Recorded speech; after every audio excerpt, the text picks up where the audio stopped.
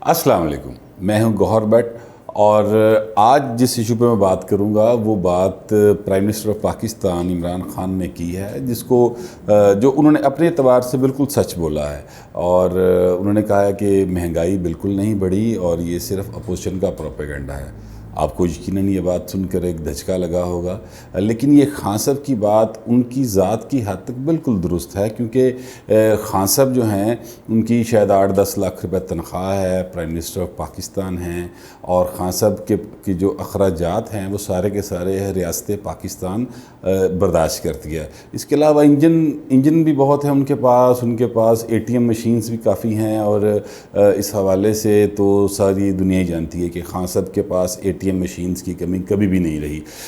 जब वो prime minister नहीं थे तब भी खान साहब जो हैं उनको कभी पैसे खर्च करने की ज़रूरत महसूस नहीं हुई। कुछ लोग तो कहते हैं कि खान साहब कंजूस बहुत थे, कभी उन्होंने पर्स अपने पास रखा ही नहीं था। ख़ास तौर पे हमारे एक दोस्त हैं सलीम मलिक, बड़े मारूफ क्रिकेटर रहे हैं पाकिस्तान के और बड़े नामवर क्रिकेटर हैं वो। उन्होंने कई बार हमें प्राइवेट मुलाकातों में ये बताया है कि जब हम ट्रेनिंग पे जाते थे तो खान साहब को अक्सर औकात मैं ही उनके घर से पिक किया करता था, और एकेडमी जाते थे तो रास्ते में अगर कहीं पानी लेना है, कोई जूस पीना है, ट्रेनिंग के बाद कुछ भी करना है, तो खान साहब ने कभी कोई चीज़ अपनी जेब से ख़र्च नहीं की थी, ना कि उन्होंने पैसे खर्च किए थे। हमेशा ये सारा ख़र्चा जो पिक करता था, और ख़ास तौर पे सलीम मलिक ही पिक करते थे, उन्हीं की जेब पर इसका जो उनसा है वो सारा ख़र्चा पड़ता था। इसी तरह से और भी बहुत सारे दोस्त हैं। कास्मोपोलिटन के हमारे सदर हैं इस वक्त, कास्मोपोलिटन क्लब के इफ्तिखार बुखारी साहब, वो भी इस तरह के कई वाक़यात खान साहब के मुतालिक बताते हैं। तो ये खान साहब की हद तक बात बिल्कुल दुरुस्त है कि महंगाई उनके हिसाब से नहीं बढ़ी। देखें, महंगाई तब बढ़े जब उन्हें बच्चों की फ़ीस देनी हो।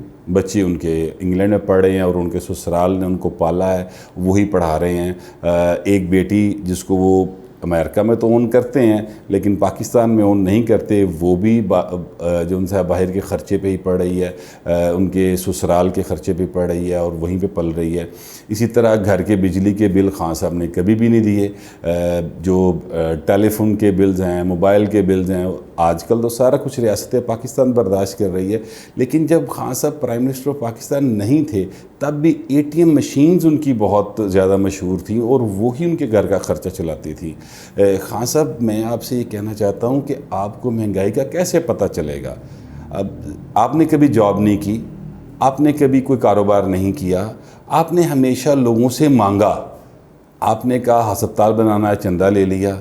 आपने कहा कि हमने पार्टी बनानी है, चंदा ले लिया। फिर आपने कहा कि हमने इलेक्शन लड़ना है, चंदा ले लिया।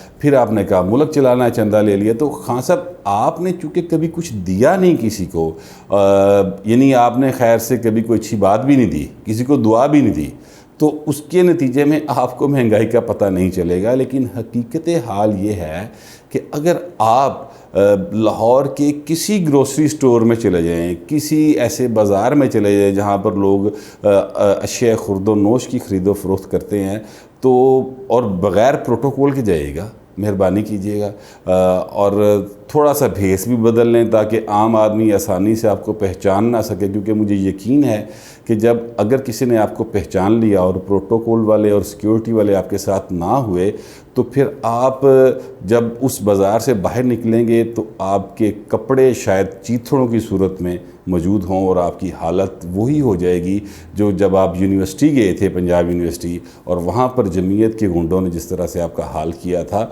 शायद उससे बुरा हाल आपका हो जाए। महंगाई की हालत तो ये है कि जो भी सफ़ेद पोश आदमी है उसकी चीखें निकली हुई है। अभी कल ही जो उनसा नेपरा ने 48 पैसे फ़ी यूनिट बिजली फिर महंगी की है। और अगर आप बाज़ार में सब्ज़ी का रेट देख लें, बाज़ार में आप गोश्त का रेट देख लें, बाज़ार में दालों का रेट देख लें, खान साहब यकीन करें कोई चीज़ भी आम आदमी की पहुंच में नहीं है। और रोज़ाना हर घर की लड़ाई ये बनी हुई है कि आज क्या पकाया जाए, क्या ऐसा पकाया जाए कि जो हमारी जो जेब है उसकी वो इजाज़त दे सके। ये सूरत हाल महंगाई की है। एक खान साहब ने और बड़ा शुगली बयान दिया। انہوں نے کہا جی کہ ہم بڑے مقبول ہو چکے ہیں، پہلے سے زیادہ مقبول ہیں، میں نے بھی جلسے کیے ہیں 2 جگہوں پر اور میرے بہت پبلک آئی ہے، تو جس سے لگتا ہے کہ ہم بہت زیادہ مقبول جماعت بن گئے ہیں پہلے کی نسبت۔ تو خان صاحب وہ ایک مثال ہے کہ ساون کے اندھے کو ہرا ہرا ہی دکھائی دیتا ہے۔ تو خان صاحب آپ مقبول تھے، اس میں کوئی شبہ کی بات نہیں، لوگ آپ کے پیچھے تھے، لوگ آپ کی بات پہ اعتماد کرتے تھے، لیکن یہ 2018 کے الیکشن سے پہلے کی باتیں۔ اب آپ کو اقتدار میں آئے ہوئے کم و بیش 2.25 سال ہو گئے۔ آپ کے جو اقدامات جو آپ کی نظر میں بہت اچھے، پہلے آپ نے ریاست مدینہ بنانے کی کوشش کی، وہاں سے آپ مایوس ہوئے، اب تو شاید آپ چینی ماڈل کی طرف جانے کی بات کر رہے ہیں۔ تو آپ نے جس طرح سے یو ٹرنس لیے اور اس کے نتیجے میں چینی، آٹا، دال، چاول، سبزیاں عام آدمی کی پہنچ سے دور ہوئیں، اور ساتھ ہی ساتھ اس کے ساتھ ساتھ جو بے روزگاری کا ایک طوفان آیا ہے، اس وقت جو پاکستان کے اندر رجسٹرڈ بے روزگار ہیں، جن کے بارے میں بڑے بڑے سروے کمپنیز جو ہیں وہ بتا رہی ہیں، ان کی تعداد 1,60,00,000 سے زیادہ ہے، اور مہنگائی کی شرح جو ہے وہ بلند ترین سطح پہ چلے گی پاکستان کی، اور جو ہمارا جی ڈی پی ہے وہ نیگیٹو گروتھ میں جا رہا ہے۔ تو ایسی صورتحال میں خان صاحب آپ کیسے مقبول رہ سکتے ہیں؟ یعنی اس حوالے سے تو آپ مشہور آپ ضرور ہیں، مقبول آپ نہیں ہیں، اور مشہور تو ریما بھی بہت تھی، میرا بھی بہت ہے، اسی طرح سے آپ بھی مقبول ہیں، مشہور ہیں، مقبول نہیں ہیں خان صاحب آپ۔ اور جہاں تک ایک اور آپ نے بڑی مزے کا خیز بات کی، بڑا ہنسی آئی مجھے تو یہ پڑھ کے کہ گلگت بلتستان کا الیکشن آپ سویپ کرے گی، آپ کی پارٹی کلین سویپ کرے گی۔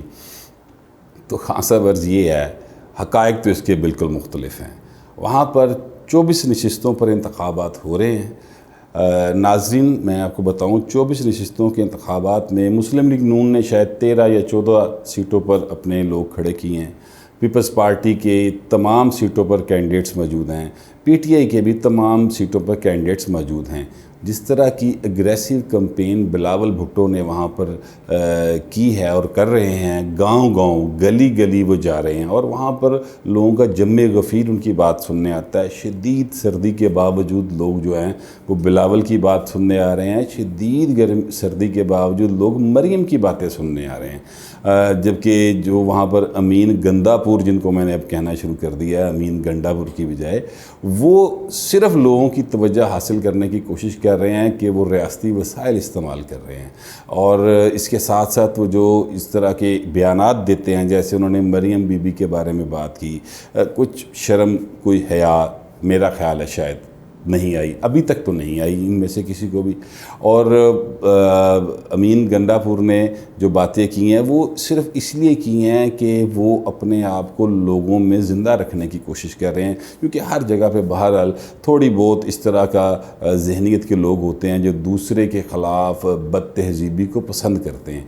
تو پی ٹی آئی کا تو یہ بہرحال ایک بہت پرانا مشغلہ ہے کہ دوسرے کے ساتھ بد تہذیبی کریں، جس پہ ٹھٹھا اڑایا جائے اور لوگوں کو کی توجہ حاصل کی جائے۔ تو اس طرح کی باتیں خان صاحب جو ہیں وہ کی جا رہی ہیں۔ اگر وہاں پر میں نے اب تک وہاں کے الیکشن کو آبزرو کیا ہے، اور وہاں پر جو لوگ گئے ہوئے ہیں وہاں پہ ان سے میری جو باتیں ہوئی ہیں، اگر آر ٹی ایس 2018 کے الیکشن کی طرح خان صاحب آپ نے بند نہ کیا تو پھر یقین کریں آپ کی پارٹی کلین سویپ نہیں کرے گی، بلکہ کلین سویپ ہو جائے گی۔